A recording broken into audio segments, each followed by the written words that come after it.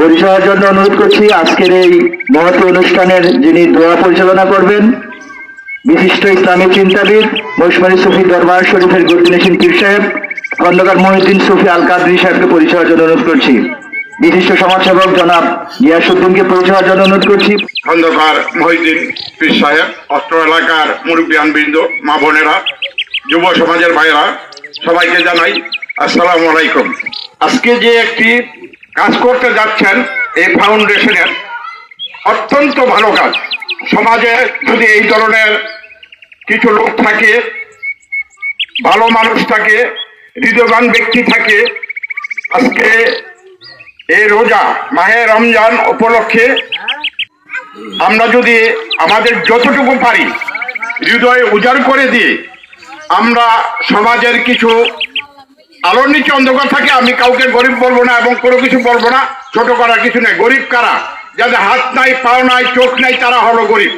আসলে আমরা যারা এই সমাজে বাস করি, আমাদের যদি একটু দৃষ্টিকোণ আমরা চেঞ্জ করি, তাহলে আমি সমাজের একটু বিত্তবান, আমি আমার ভাই, আমার বন্ধু, আমার সমাজের কিছু লোকজন তারা একটু অসুবিধায় আছে, তাদের কাজে আমরা আসবো, তাদের কাছের জন্য আমরা একটু হাত বাড়াবো।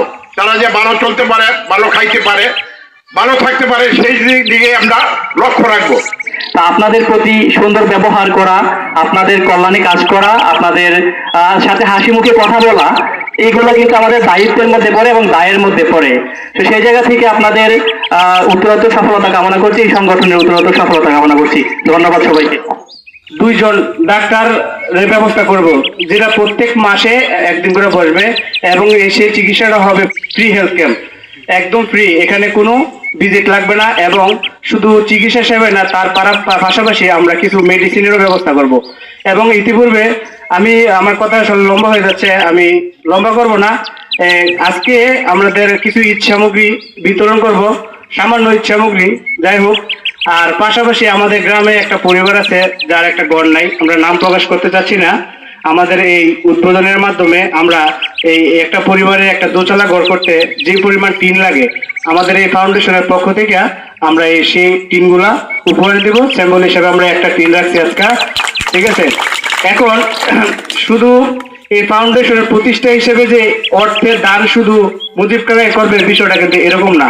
একটা ফাউন্ডেশনের মধ্যে আপনার অর্থ সামর্থ্য আছে, চাইলে আপনিও এখানে সহযোগিতা করতে পারবেন, আপনি এখানে যুক্ত হতে পারবেন।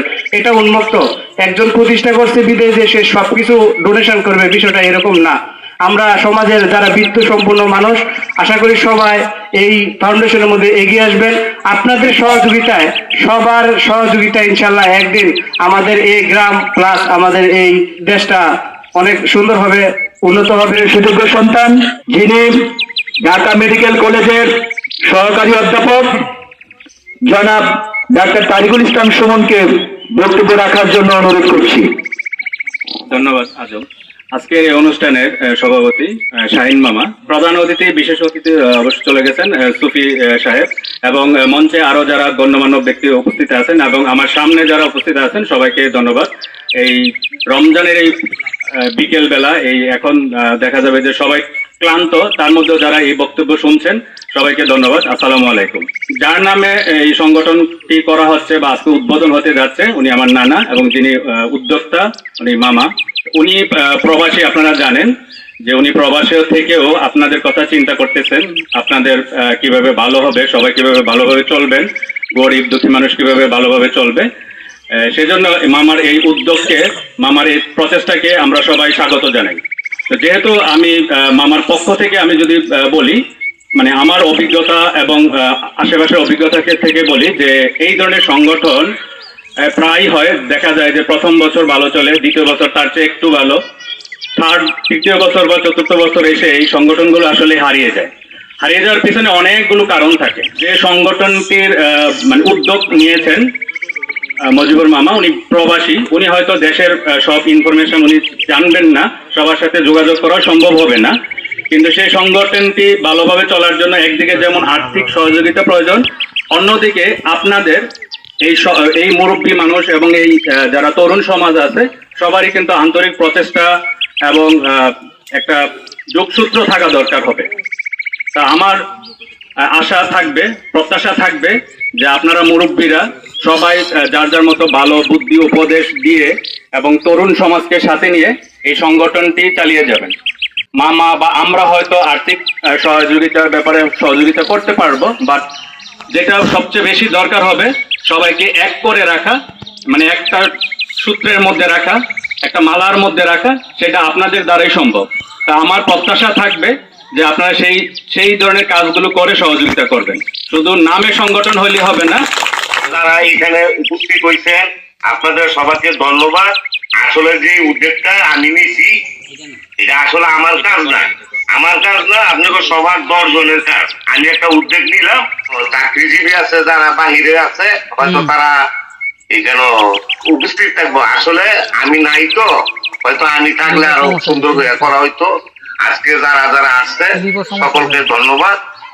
এখানে আমার বাগিনও ডাক্তার আছে, আবার আমার দোস্ত শাহী এরাও আছে। এখানে কিন্তু বক্তব্যের কোনো কিছু না, তবে আমি আশা করি সবাই সহযোগিতা আমাকে করবে। এই নিয়ে আমার বক্তব্য শেষ করলাম। ধন্যবাদ।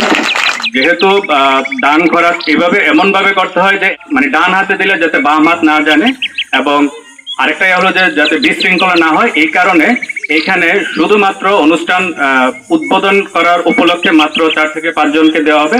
আর বাকি যাদের দেওয়া হবে যার যার নামের লিস্ট অনুযায়ী যার যার বাড়িতে পৌঁছে দেওয়া হবে। গড়হীন একটা পরিবারকেও টিনের গড় দেওয়া হবে। এখানে জাস্ট নাম উল্লেখ করা হবে না, বাট দেওয়া হবে। এখানে দেখানোর উদ্দেশ্য হলো যে কিছু কিছু কাজ আছে, যে কিছু কিছু সৎ কাজ আছে, ভালো কাজ আছে, যে একটা কাজ অন্য মানুষকে উৎফুল্ল করে। তো সেই কারণেই এটা দেখানো, আসলে মানুষের কাজটা দেখানো যে এখানে একটা এই সংগঠনের পক্ষ থেকে যে কিছু সৎ কাজ হচ্ছে। আর স্বাস্থ্য খাতের যেটা হলো যে এখানে প্রতি মাসে একবার হবে। দেখা যায় যে আমি সময় করতে পারি না, কিন্তু এই সংগঠনের পক্ষ থেকে প্রতি মাসেই স্বাস্থ্য সেবা দেওয়া হবে এবং আমি তার পিছনে থাকবো ইনশাল্লাহ। হয়তো দেখা যাবে প্রতি মাসে না হলেও 2 মাস পর পর বা 3 মাস পর পর আমার পরোক্ষ বা ডিরেক্টলি বা ইনডিরেক্টলি আমার ইনভলভমেন্ট থাকবে আশা করি, এবং সেটা প্রত্যাশা করি ইনশাল্লাহ। এই মহতি সংগঠনের শুভ উদ্বোধন ঘোষণা করছি। সবাই তাকে স্বাগত জানাই। খন্দকার মহিউদ্দিন সুফি আলকা পীর সাহেবকে দোয়া পরিচালনা করার জন্য অনুরোধ করছি। আলহামদুলিল্লাহি রাব্বিল আলামিন ওয়া আকিবাতুল মুত্তাকিন ওয়াসসালাতু ওয়াসসালামু আলা রাসূলিহিল কারীম ওয়া দাইয়ান ইলাল্লাহি বিইذনিহি ওয়া সিরাজাম মুনীরা।